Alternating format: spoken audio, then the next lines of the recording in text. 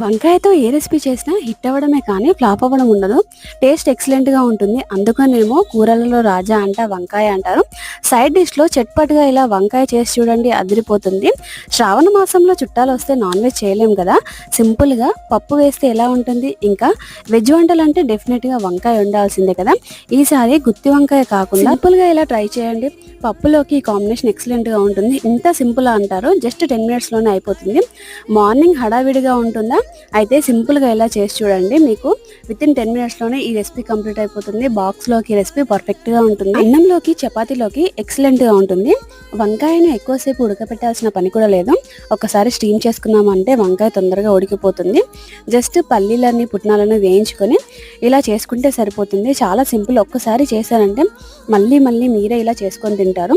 ఇంకా ఇంటికొచ్చిన చుట్టాలు అంటారా, ఎలా చేసావని చెప్పేసి అడిగి మరీ వెళ్తారు.